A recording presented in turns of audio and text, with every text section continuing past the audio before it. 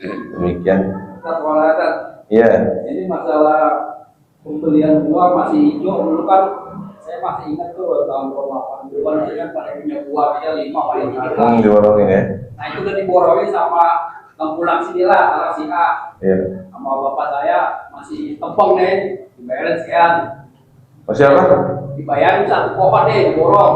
Masih apa? Tepung? Masih kuning, tepung dibayarin. Oh, tepung tapi udah kuning ya? Iya. Oh iya ya. Hah? Oh iya. Udah matang, saya ngambil. Tapi nggak orang tua itu anak-anak itu. Oh dicolongin, dicolongin. Dicomotin. Nah itu yang dosa orang tua pak. Nah itu syarat Yabko-nya hilang tuh berarti.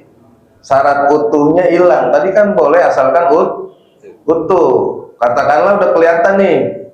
Nah, udah kelihatan buahnya hijau tuh, yang hijau tadi.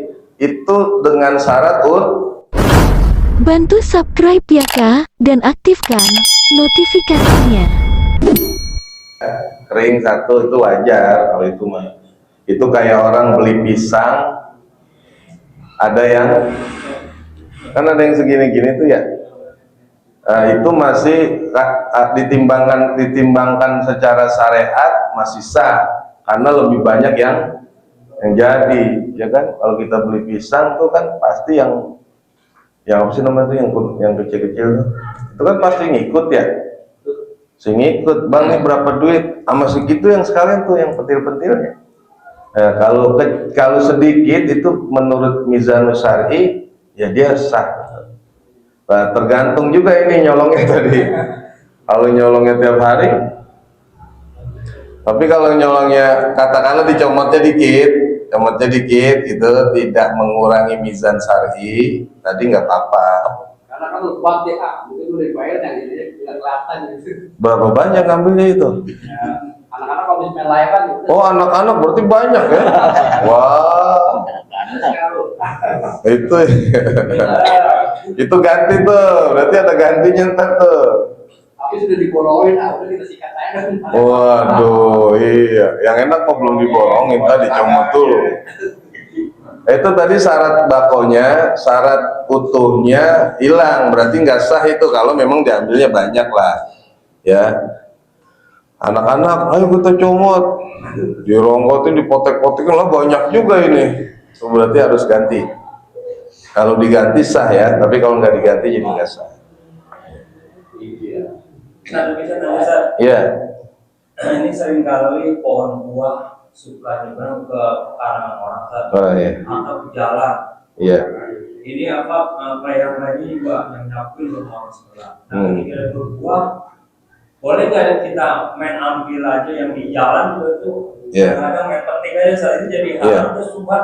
Bahkan di dalam fikih itu jangankan berbentuk batang pun nyebrang ya.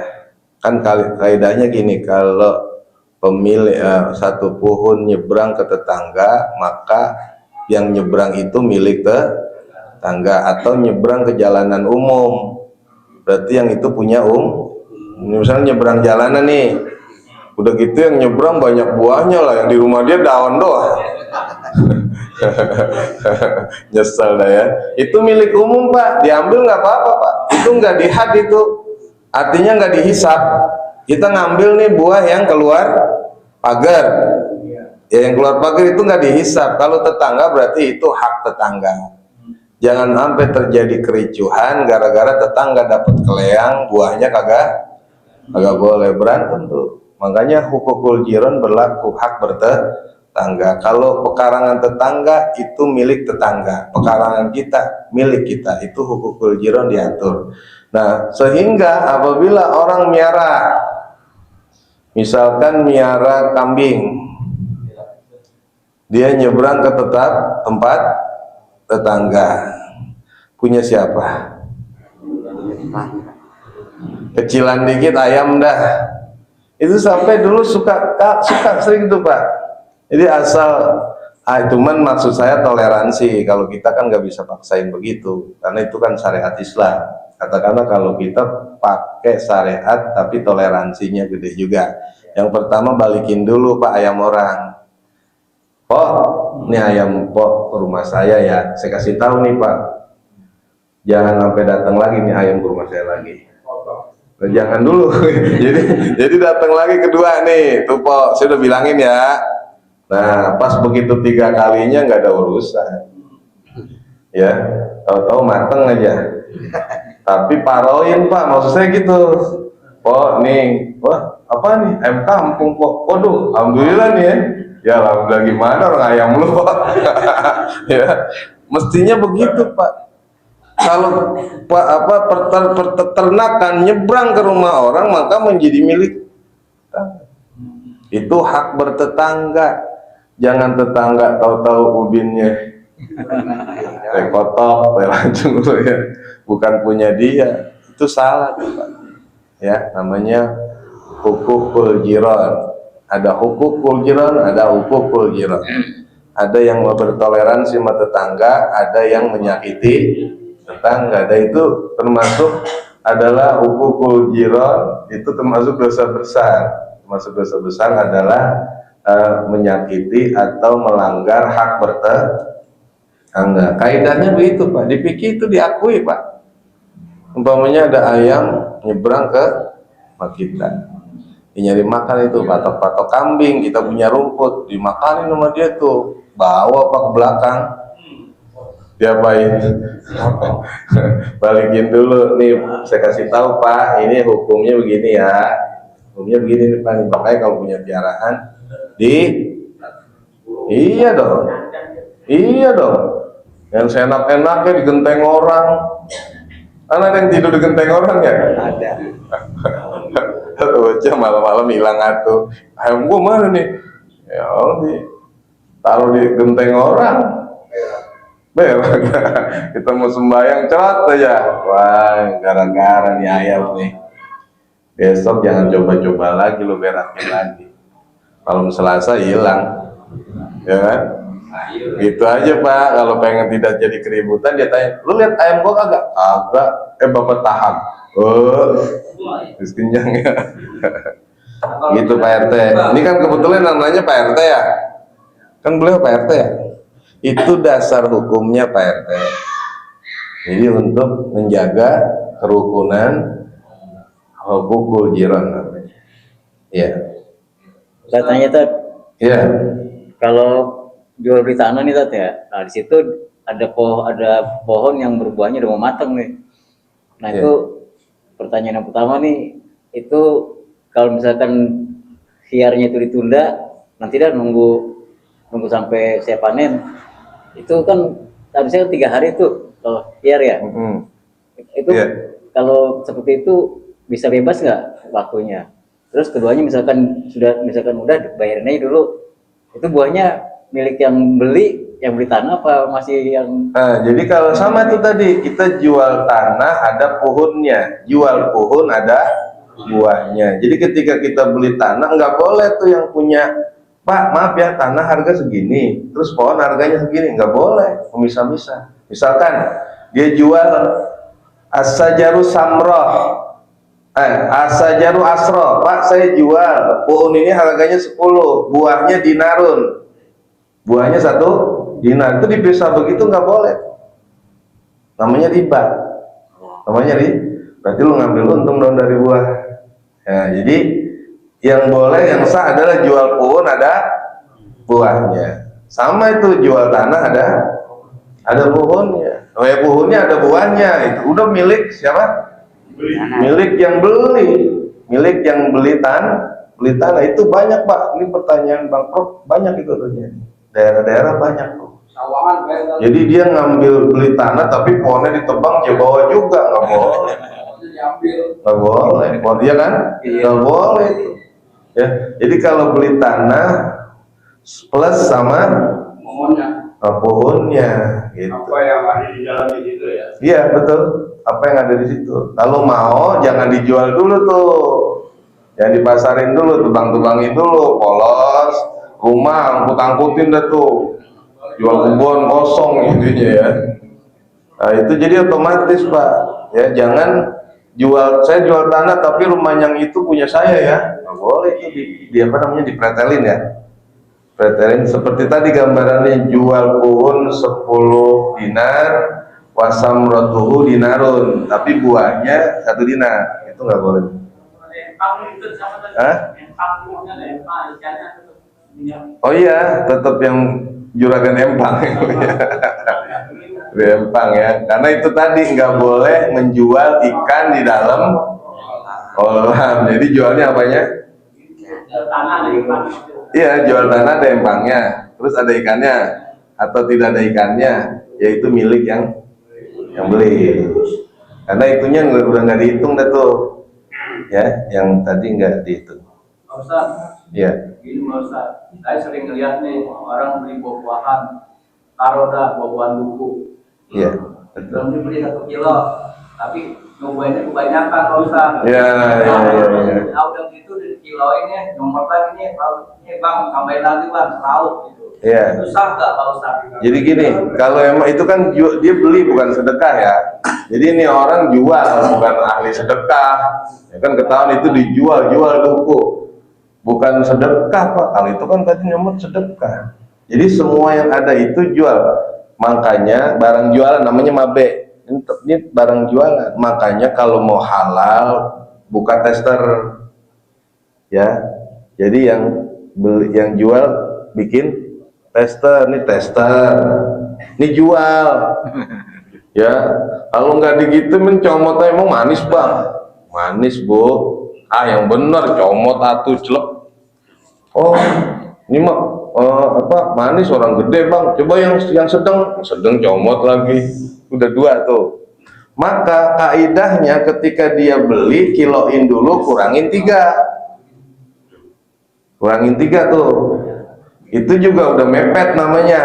Padahal yang bagus itu kalau kata Al-Habib Abdurrahman As-Segaf, salafuna sholihun katanya. Kebanyakan orang-orang dahulu kita yang soleh-soleh, dia kalau jual ngurangin, dia kalau jual nambahin. Ya, kan wailul lil mutaffifin alladzina idza qalu ala nasi wa idza qaluhum aw wazanuhum yusir. Neraka wela bagi orang al-mutaffifin. Mutaffifin itu para penjual dan pembeli. Alladzina idza qalu ala nas yasaupun. Kalau dia menjadi penjual, dia selalu ngurangin timbangan. Wa idza qaluhum aw wazanuhum yusirun. Itu wa idza qalu ala nas yasaupun. Kalau dia beli sama orang maunya banyak, bang, itu belum angetin bang, kasih kompor aja pak. Kan nggak suka begitu ya, bang, angetin lah, belum pas tuh, udah ditambahin, itu mutaffifin tuh pak, wailul itu. Atau wa idza qalu ala nasi yasabu idza qaluhum aw yusifun. Kalau dia menjadi pembeli, penjual suka ngurangin timbangan. Makanya konsep Quran begitu, kalau ulama terdulu itu cerdik dan hati-hati. Kalau dia menjadi pembeli, dia kurangin pak. Pembeli ya, misalkan ini, bang, jangan sampai sekilo bang. Misalkan sekilo itu kan 1000 ya, 1000 gram ya. Ketika udah 900 lebih, udah cukup gituin. Udah bang, cukup. Belum sekilo nih pak, udah cukup.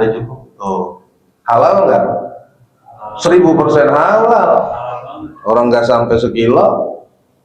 Nah, ketika menjadi pembeli, nambahin tuh tukang-tukang di pasar cakep tuh kalau saya beli.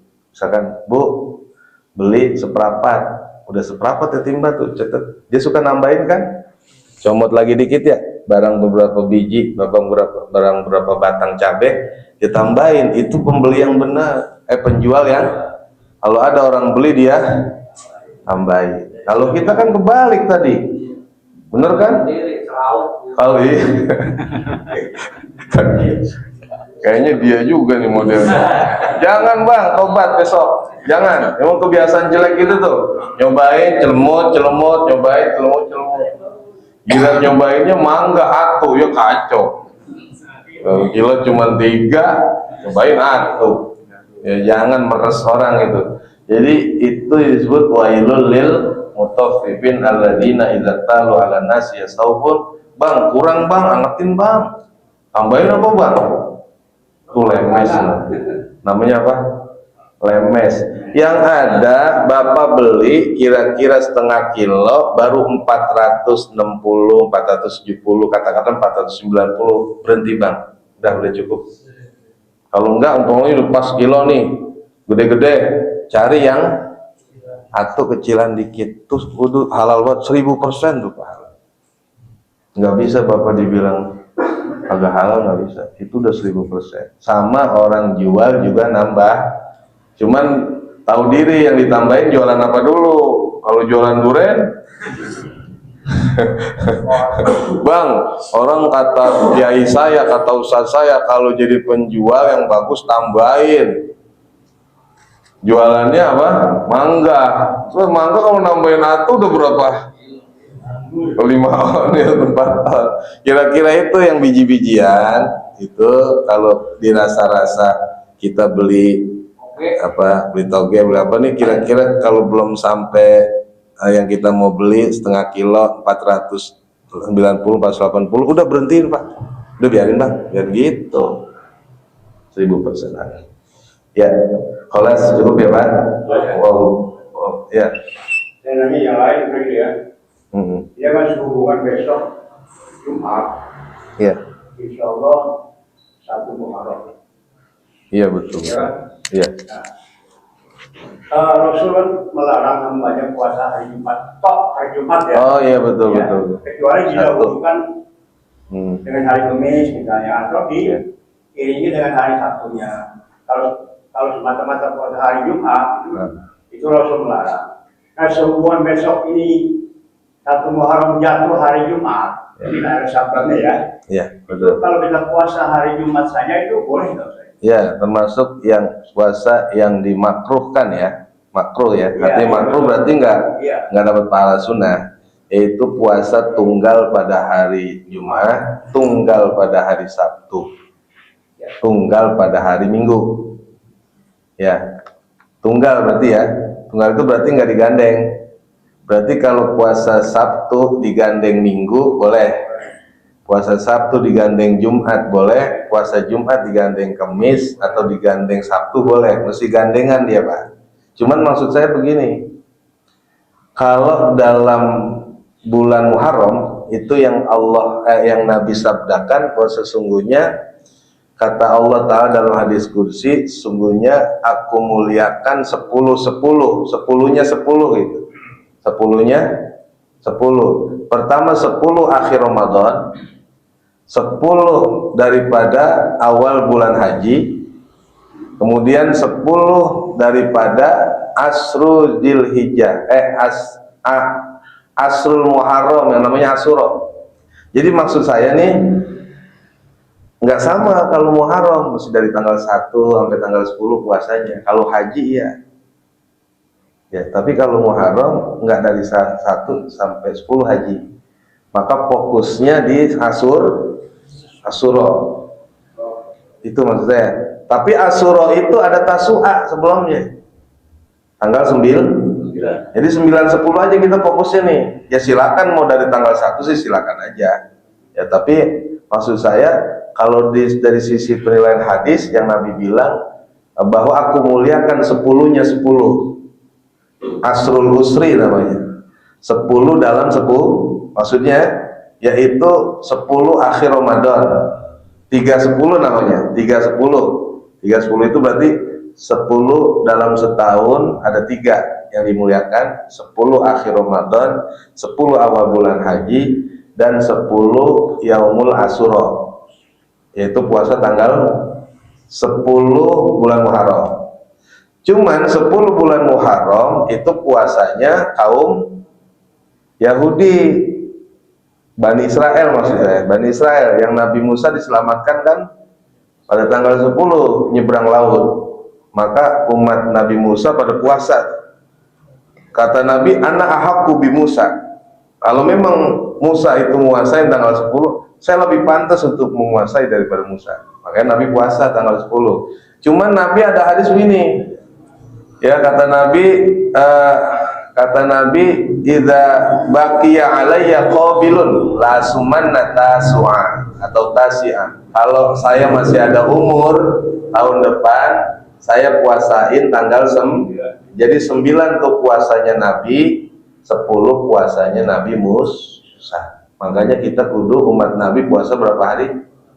2 Pak, atau ya Pak? Jadi tanggal 9 sama tanggal awas tuh biasanya 10 lebaran yatim, betul kan?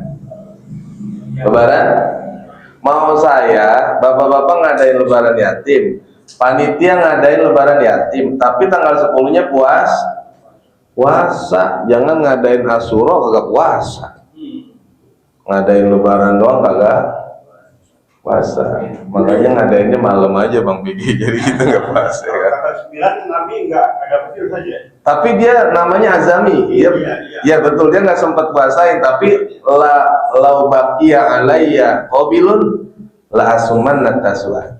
Kalau saya dikasih umur sampai tahun depan, saya akan puasakan tasuha. Ini masuk sunnah ya. Sunnah, jadi termasuk sunnah, namanya hadis ajami ya, hadis rencana Nabi. Ya gitu ya. Wallahu a'lam bishawab. Al-Fatihah. A'udzu billahi minasyaitonir rajim. Bismillahirrahmanirrahim. Alhamdulillahirabbil alamin.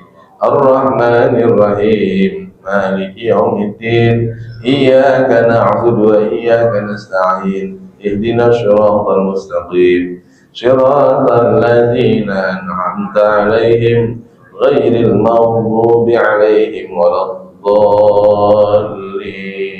Amin amin amin. Wa anna ya karim ighfir lana ya Allah ya Rahman ya Rahim ya Arhamar Rahimin irhamna ya Arhamar Rahimin irhamna ya Arhamar Rahimin irhamna.